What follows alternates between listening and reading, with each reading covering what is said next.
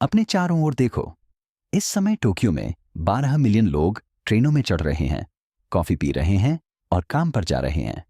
वे एक ही समुदाय की तरह दिखते हैं। वे एक ही समुदाय की तरह व्यवहार करते हैं। वे खुद को एक ही समुदाय कहते हैं, लेकिन उनके शरीर की हर एक कोशिका के अंदर कुछ असाधारण छिपा हुआ है।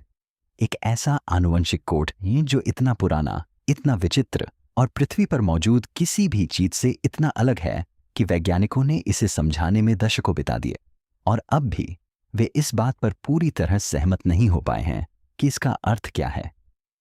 ये वो बात है जो आपके इतिहास शिक्षक ने आपको कभी नहीं बताई। जापान बाहर से जैसा दिखता है वैसा असल में नहीं है। हम में से अधिकांश को यही सिखाया गया था कि सभ्यता का प्रसार मध्य पूर्व से हुआ। कृषि, लेखन, मिट्टी के बर्तन बनाना, सब कुछ वहीं से शुरू हुआ, है ना? और फिर धीरे धीरे बाकी दुनिया में फैल गया। लेकिन जापान का डीएनए बिल्कुल अलग कहानी बयां करता है। शोधकर्ताओं ने उत्तरी जापान के ओडाई यामामोटो नामक स्थल पर मिट्टी के बर्तन खोजे। जब उन्होंने इनकी जांच की तो वे हैरान रह गए। ये मिट्टी के बर्तन लगभग 14,500 ईसा पूर्व यानी 16,000 साल पहले बनाए गए थे। इस प्रकार ये पृथ्वी पर अब तक पाए गए सबसे पुराने बर्तनों में से हैं। इन्हें जापान में रहने वाले लोगों ने हजारों साल पहले बनाया था, जब बाकी दुनिया ने बर्तन बनाने के बारे में सोचा भी नहीं था। और यह सिर्फ शुरुआत है, क्योंकि आधुनिक जापानी लोग एक ही समूह के नहीं हैं। आनुवंशिकीविदों ने प्राचीन डीएनए विश्लेषण के माध्यम से पुष्टि की है कि आज जापान में रहने वाले प्रत्येक व्यक्ति में 3 पूरी तरह से भिन्न पैतृक वंश हैं। 3 अलग अलग लोगों से, 3 अलग अलग समय अवधियों से और दुनिया के 3 पूरी तरह से भिन्न हिस्सों से। जरा सोचिए, एक व्यक्ति, उसके भीतर 3 प्राचीन दुनियाएं निवास करती हैं। उन लोगों का खून ढोने का क्या मतलब है जिनका नाम भुला दिया गया है, जिनकी भाषा लुप्त हो गई है, जिनका चेहरा आप कभी नहीं देख पाएंगे।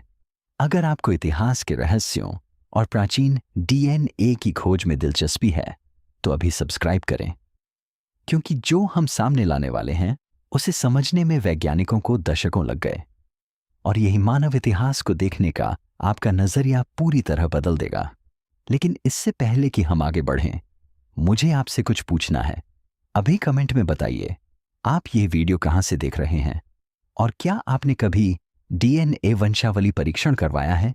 उसका क्या नतीजा निकला? क्योंकि इस वीडियो के अंत तक हो सकता है कि आप भी एक डीएनए टेस्ट करवाने के बारे में गंभीरता से सोचें। चलिए ये जरा पीछे चलते हैं, बहुत पीछे। उस समय से भी पहले, जब जापान का कोई नाम नहीं था, जब उसकी कोई सरकार नहीं थी, जब उसकी कोई भाषा नहीं थी, तब यहां एक जाति रहती थी।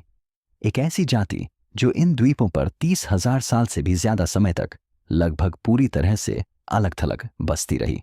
वैज्ञानिक उनके डीएनए को एक रहस्यमयी वंश कहते हैं, और वह रहस्यमयी वंश आज भी लाखों लोगों के भीतर जीवित है। उस भूतिया वंश का एक नाम है द जोमोन, और उनकी कहानी लगभग 38,000 ईसा पूर्व शुरू होती है। अंतिम हिमयुग के दौरान, जब बर्फ की विशाल चादरों ने उत्तरी दुनिया के अधिकांश हिस्से को ढक रखा था, समुद्र का स्तर बहुत कम था।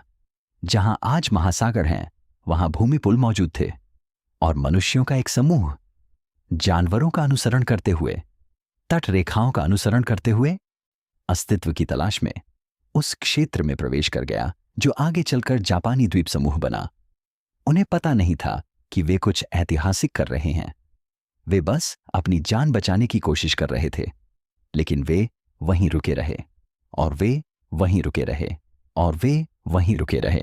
हजारों हजारों वर्षों तक ये लोग इन द्वीपों पर लगभग पूरी तरह से दुनिया से कटे हुए रहे। कोई संपर्क नहीं, कोई बाहरी व्यक्ति नहीं, बस वे, समुद्र, निरपहाड़ और समय। और उस एकांतवास के कारण कुछ बहुत ही असामान्य घटना घटित हुई। उनके डीएनए में बदलाव आया, उसमें उत्परिवर्तन हुआ, वह पूरी तरह से अद्वितीय चीज में विकसित हो गया। वैज्ञानिकों ने इन लोगों में हैप्लोग्रुप डी नामक एक आनुवंशिक मार्कर पाया है। यह मार्कर वाई गुणसूत्र में पाया जाता है और पिता से पुत्र में स्थानांतरित होता है, और यहीं से मामला दिलचस्प हो जाता है। यह विशिष्ट मार्कर हैप्लोग्रुप डी पृथ्वी पर केवल 3 स्थानों पर ही उच्च स्तर पर पाया जाता है: जापान, तिब्बती पर्वत और अंडमान द्वीप समूह। हिंद महासागर के मध्य में स्थित द्वीपों की एक छोटी सी श्रृंखला जो जापान से हजारों मील दूर है, इनावर्स, और जिसका जापानी लोगों के साथ कोई भी संपर्क दर्ज नहीं है। 3 समूह, दुनिया के 3 एकाकी कोने। एक प्राचीन आनुवंशिक सूत्र। वैज्ञानिकों का अनुमान है कि जापानी और अंडमान द्वीप समूह के लोग लगभग 53,000 साल पहले एक दूसरे से अलग हुए थे। इसका मतलब है कि दोनों समूह मानव जाति की उसी प्राचीन लहर से आए थे जो अफ्रीका से बाहर निकली थी। वे अलग हो गए, वे जुदा हो गए। उन्होंने फिर कभी एक दूसरे से बात नहीं की, लेकिन डीएनए कभी नहीं भूला। और ये रहा वो आंकड़ा जो आपको एकदम चौंका देगा। आज लगभग 40% जापानी पुरुषों में यह प्राचीन हैप्लोग्रुप डी मार्कर मौजूद है। इसका मतलब है कि लगभग आधे जापानी पुरुष आनुवंशिक रूप से हिंद महासागर के किसी दूरस्थ द्वीप पर रहने वाले मछुआरे से उतने ही करीब हैं, न जितना कि वे मात्र 500 मील दूर रहने वाले किसी चीनी व्यक्ति से। जोमोन लोग गुफाओं में भटकने वाले आदिम लोग नहीं थे। उन्होंने जटिल आध्यात्मिक अनुष्ठान बनाए। वे तटवर्ती क्षेत्रों में व्यापार करते थे। उन्होंने सुंदर रस्सी धागे के पैटर्न वाले मिट्टी के बर्तन बनाए। वास्तव में जोमोन शब्द का अर्थ ही रस्सी का पैटर्न है। उन्होंने समुदाय बसाए। वे अपने मृतकों का सावधानीपूर्वक अंतिम संस्कार करते थे। उनका अपना एक जीवन था और लगभग 15,000 वर्षों तक यह पूरा द्वीप समूह उनका था। कोई प्रतिस्पर्धी नहीं, कोई बाहरी व्यक्ति नहीं, बस जोमोन लोग और द्वीप समूह। लेकिन लगभग 900 ईसा पूर्व न सब कुछ बदल गया। क्षितिज पर नावें दिखाई दीं और उन नावों पर सवार लोगों में ऐसा डीएनए था जो जोमोन लोगों ने 15,000 वर्षों में कभी नहीं देखा था।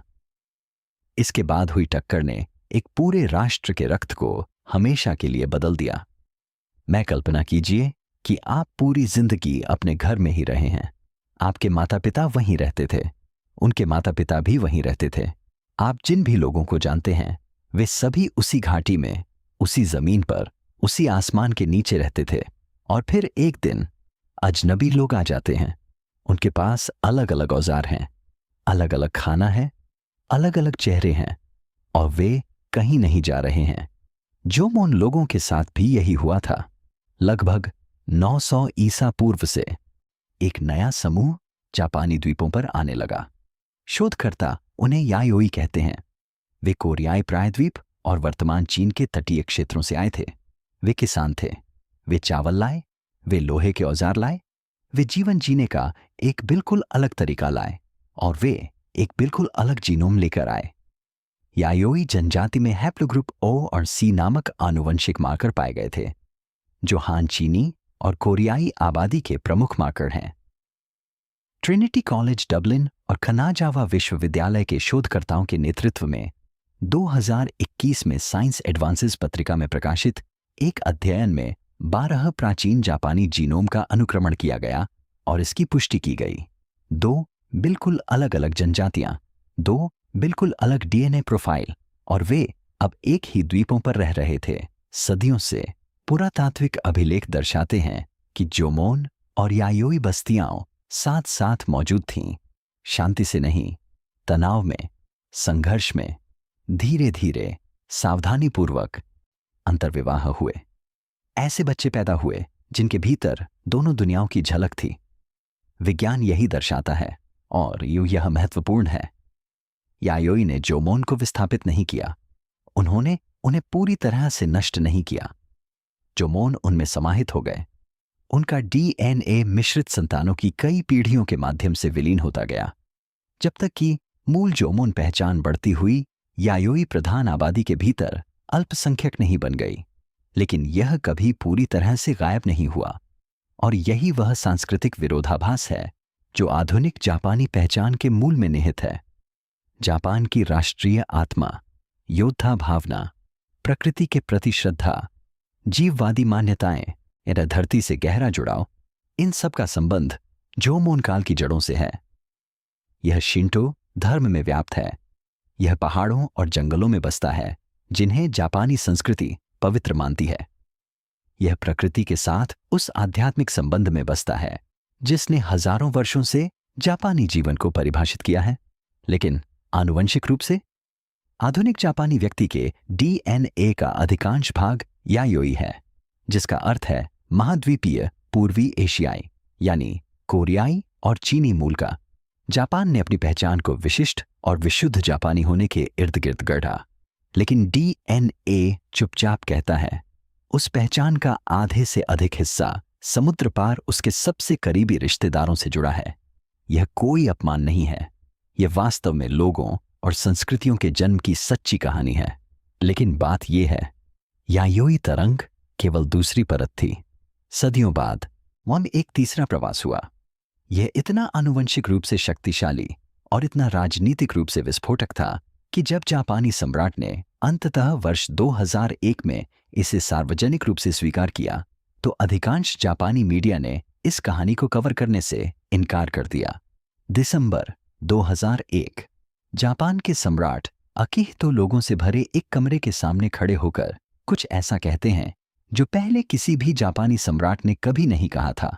वह कहते हैं, जापानी इतिहास के सबसे शक्तिशाली सम्राटों में से एक सम्राट कानमू की माता, जिन्होंने राजधानी को क्योटो स्थानांतरित किया था, कोरियाई साम्राज्य बाइकजे के शाही वंश की प्रत्यक्ष वंशज थीं। दक्षिण कोरिया में यह खबर अखबारों के पहले पन्ने पर छपी थी।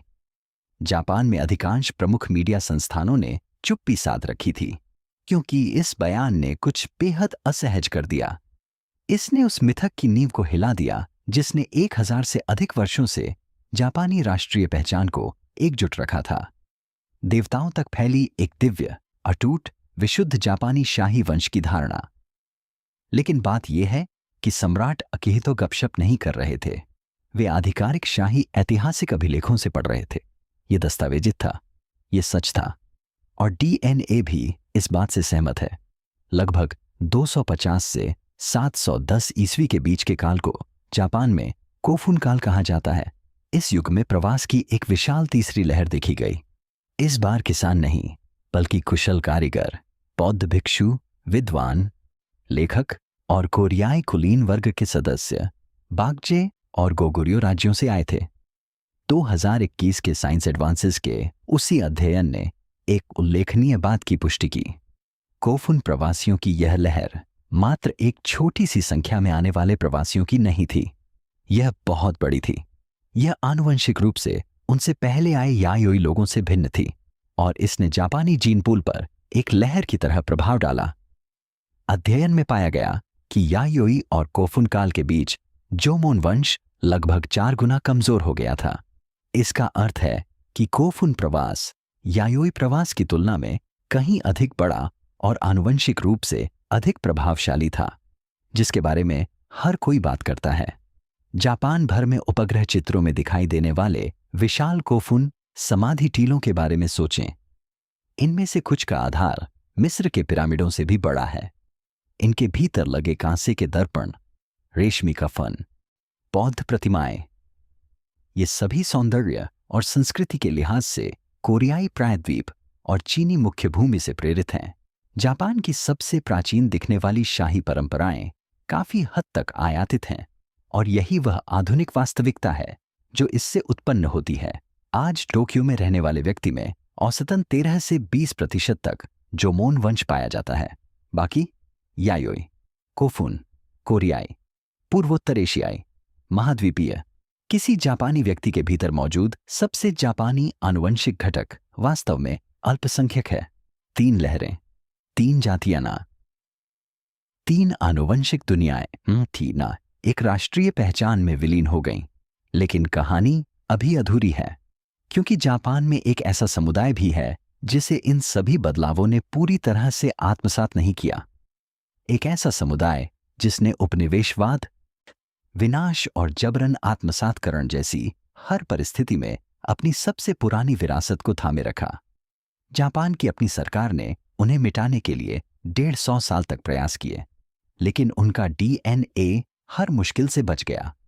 उत्तरी द्वीप होक्काइडो में एनु नामक एक जनजाति रहती है। वे यहां जापान की अवधारणा से भी पहले से रह रहे हैं, और आज वैज्ञानिक इस बात की पुष्टि करते हैं कि पृथ्वी पर किसी भी जीवित आबादी की तुलना में उनमें जोमोन डीएनए की सबसे अधिक सांद्रता पाई जाती है। जब आप एनू लोगों की पुरानी तस्वीरें देखते हैं तो तुरंत कुछ बात ध्यान में आती है। उनकी शक्ल सूरत उन पूर्वी एशियाई लोगों से बिल्कुल अलग है जिन्हें आमतौर पर जापान से जोड़ा जाता है। उनकी आंखें धंसी हुई हैं, शरीर पर घने बाल हैं, चेहरे की बनावट लगभग साइबेरियाई जैसी है, या कुछ तस्वीरों में तो लगभग यूरोपीय जैसी। 1800 के दशक के अंत में मेजी सरकार इस बात से भ्रमित और परेशान थी। अधिकारियों ने उन्हें विलुप्त होती नस्ल बताया। उन्होंने एनू भाषा पर प्रतिबंध लगाने वाले कानून पारित किए। उन्होंने एनू बच्चों को जबरन आत्मसातकरण स्कूलों में भेजा। उन्होंने उनकी जमीनें छीन लीं। उन्होंने उन्हें जापानी बनाने और उनके पहले के सभी इतिहास को मिटाने की कोशिश की। अब यहां आनुवंशिक वास्तविकता है। नेचर पत्रिका में प्रकाशित और बाद के कई अध्ययनों में इसकी पुष्टि हुई शोध में पाया गया कि एनू जीन पूल प्राचीन जोमोन प्रकार के डीएनए उत्तरी प्रशांत क्षेत्र से नीचे आने वाली आबादी से ओखोत्स्क संस्कृति के वंश और रूस में बैकाल झील के आसपास की आबादी से जुड़े साइबेरियाई आनुवंशिक घटक का संयोजन है। आनुवंशिक रूप से एनू लोग पूरे उत्तरी प्रशांत प्रवास गलियारे का एक जीवित संग्रह है। दुनिया के शीर्ष भाग से गुजरने वाली हर लहर ने उनके भीतर एक छाप छोड़ी है।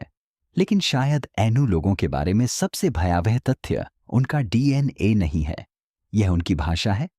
एनू एक पृथक भाषा है। पृथ्वी पर कहीं भी इसके कोई पुष्ट संबंधी नहीं है। इसका जापानी भाषा से कोई संबंध नहीं है, न ही कोरियाई भाषा से, न ही चीनी भाषा से, न ही किसी साइबेरियाई भाषा से, और न ही किसी ऐसी भाषा परिवार से जिसे भाषाविदों ने अब तक पहचाना हो। यह एक भाषाई जीवाश्म है, एक ऐसी भाषा जो हजारों वर्षों तक अकेले एकांत में विकसित हुई और फिर एक सदी के भीतर लगभग पूरी तरह से नष्ट हो गई। जिन बुजुर्गों को गीत, कहानियां और समारोह याद थे, उनमें से कई अब इस दुनिया में नहीं हैं। जापान ने 2019 में आधिकारिक तौर पर आइनू लोगों को स्वदेशी समुदाय के रूप में मान्यता दी। यह मान्यता मेजी सरकार द्वारा उनके सफाई का काम शुरू करने के 150 साल बाद मिली। जब तक यह मान्यता मिली, तब तक आइनू लोगों का अधिकांश ज्ञान पहले ही लुप्त हो चुका था।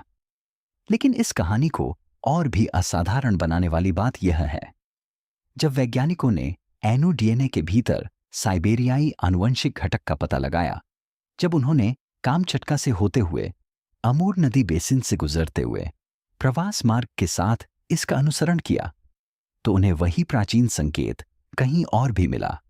एशिया में नहीं, उत्तरी अमेरिका में।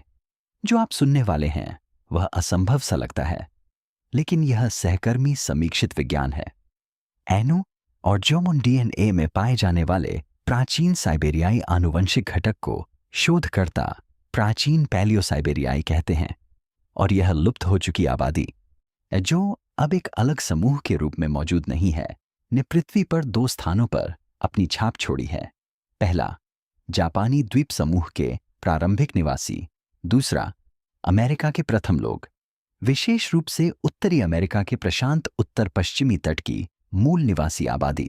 हार्वर्ड विश्वविद्यालय की डेविड रीच लैब द्वारा 2016 में नेचर पत्रिका में प्रकाशित एक अध्ययन ने इसकी पुष्टि की।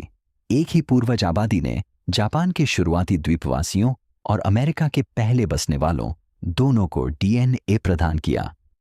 हिमयुग के उत्तरार्ध में साइबेरिया में कहीं उनका एक साझा पूर्वज था।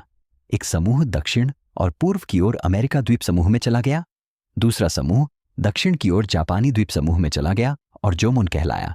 उत्पत्ति एक ही, यात्राएं भिन्न, इतिहास भिन्न, जीनोम एक ही।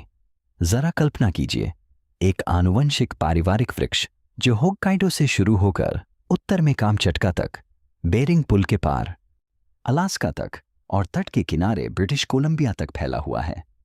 यह स्याही से नहीं बनाया गया है, यह असल मानव डीएनए से बना है, जो 15,000 वर्षों से हड्डियों और दांतों में संरक्षित है और जिसे उन मशीनों द्वारा पढ़ा जाता है जो 20 साल पहले अस्तित्व में नहीं थीं।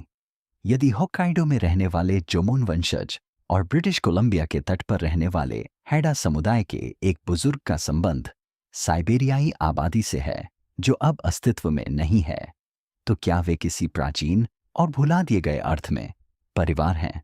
इस बात पर विचार करें कि इसका व्यापक परिप्रेक्ष्य पर क्या प्रभाव पड़ता है।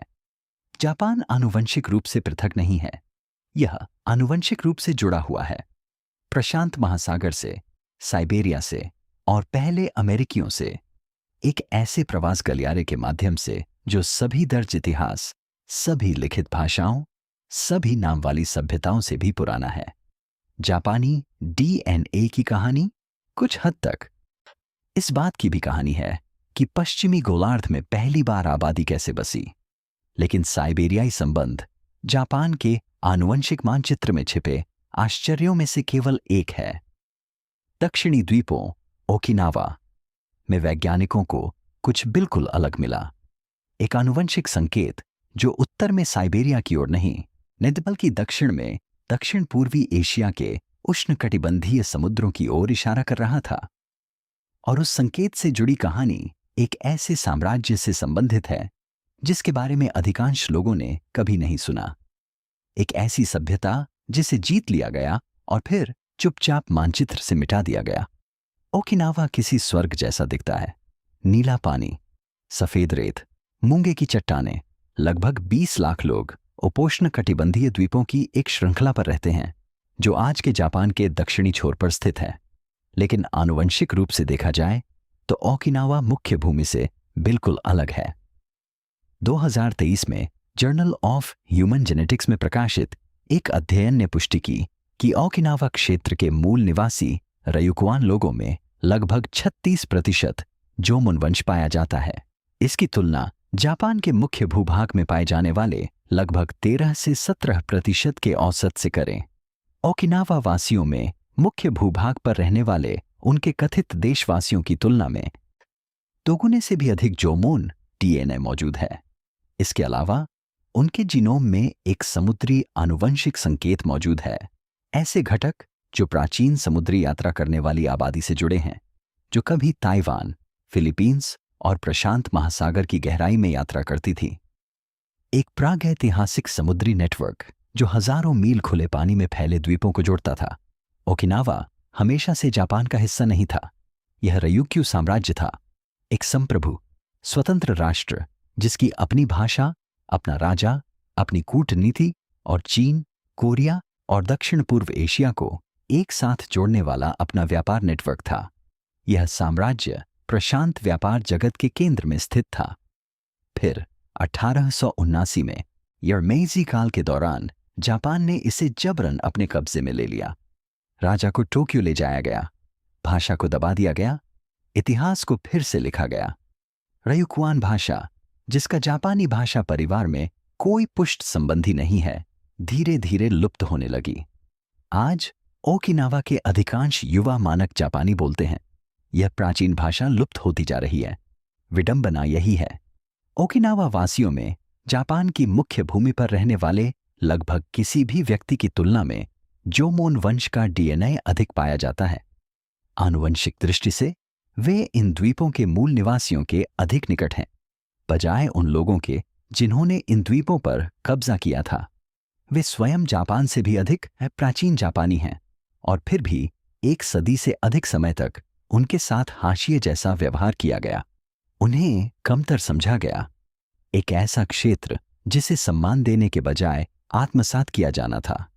उनकी आनुवंशिक कहानी, उनकी सांस्कृतिक कहानी, अथवा उनकी राजनीतिक कहानी, यह सब डीएनए में लिखा हुआ है, जिसे मुख्य भूमि जापान बहुत करीब से जांचना नहीं चाहेगा। लेकिन ओकिनावा के दौरान उठने वाले सवाल कि कौन किससे संबंधित है, किस चीज से एक समुदाय बनता है, हमें एक और भी अंधेरी जगह ले जाते हैं।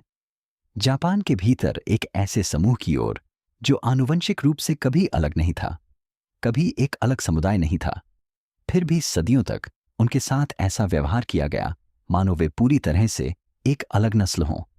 उस भयावह कहानी तक पहुंचने से पहले एक पल के लिए रुकिए।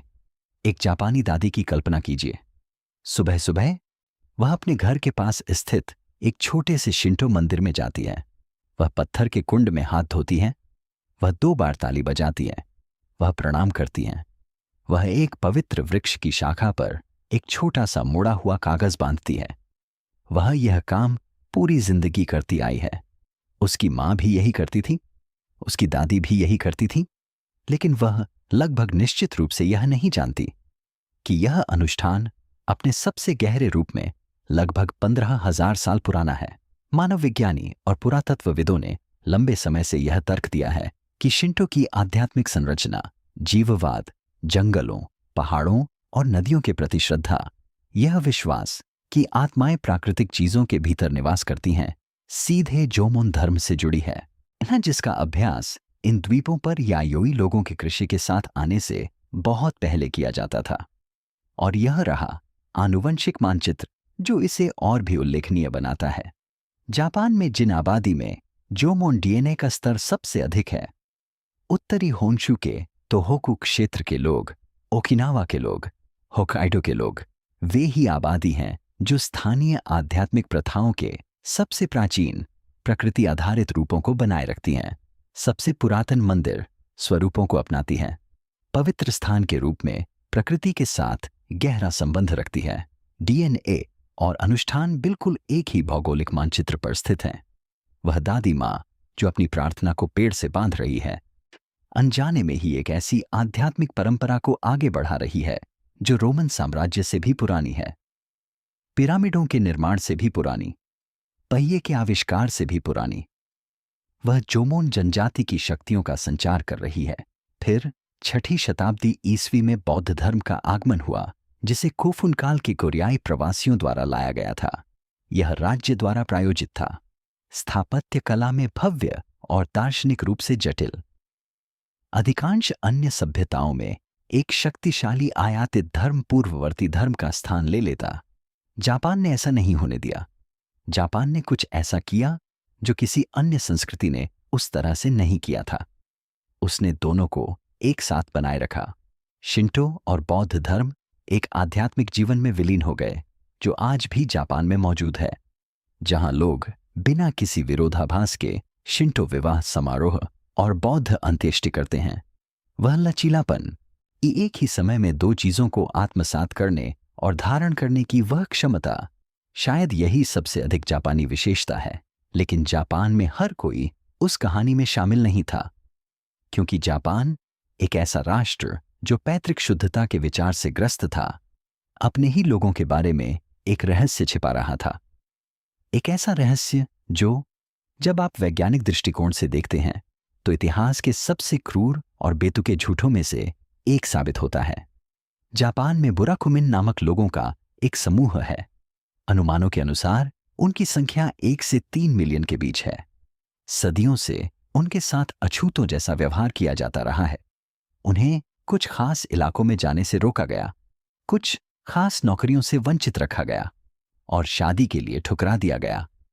सामाजिक रूप से वे सबसे निचले पायदान पर थे। उनका अपराध क्या था? वो उनके पूर्वज कई पीढ़ियों पहले ऐसे व्यवसायों में काम करते थे जिन्हें बौद्ध और शिंटो धर्म आध्यात्मिक रूप से अशुद्ध मानते थे। कसाई, चमड़ा बनाने वाले, चमड़े का काम करने वाले, कब्र खोदने वाले, जल्लाद, बस यही बात है। यही एकमात्र कारण था। अब यहां वो बात आती है जो इसे मानव इतिहास के सबसे विचित्र मामलों में से एक बनाती है। आधुनिक डीएनए परीक्षण से यह पुष्टि होती है कि बुराकुमिन लोग आनुवंशिक रूप से मुख्य धारा के जापानी लोगों के समान हैं। उनमें कोई मापने योग्य आनुवंशिक अंतर नहीं है। वे कोई अलग समूह नहीं है। उनका जातीय मूल अलग नहीं है। वे किसी अलग प्रवासन लहर से नहीं आए हैं। उनका रक्त बाहर से नहीं आया है। आणविक स्तर पर वे पूरी तरह से जापानी हैं। यह भेदभाव रक्त के आधार पर नहीं था। यह एक परदादा के परदादा द्वारा धारित पद की स्मृति पर आधारित था। जापान ने इसे कोसेकी नामक एक पारिवारिक रजिस्ट्री प्रणाली के माध्यम से संस्थागत रूप दिया, जिसमें प्रत्येक परिवार की वंशावली और पैतृक व्यवसाय का विस्तृत रिकॉर्ड होता था, जिसे सरकार द्वारा बनाए रखा जाता था। और जो लोग इसका उपयोग करना जानते थे वे ही इसे एक्सेस कर सकते थे, और लोगों ने इसका इस्तेमाल किया। 1990 के दशक तक जापान में निजी जासूस एजेंसियां पुराकु जांच सेवाएं नामक सेवाएं प्रदान करती थीं। कंपनियां संभावित कर्मचारी के वंश की जांच के लिए भुगतान करती थीं। परिवार शादी से पहले संभावित जीवन साथी की जांच के लिए भुगतान करते थे। वे यह पता लगाने की कोशिश करते थे कि क्या किसी के पूर्वज ने सैकड़ों साल पहले कोई गलत काम तो नहीं किया था। 2000 के दशक के मध्य तक इस प्रथा पर आधिकारिक तौर पर कोई प्रतिबंध नहीं था। ऐसे देश में जहां बुलेट ट्रेनें चलती हैं, जहां पृथ्वी पर कुछ सबसे उन्नत तकनीकें मौजूद हैं, आनुवंशिक विज्ञान इसे एक बहुत ही विशिष्ट तरीके से हृदय विदारक बना देता है।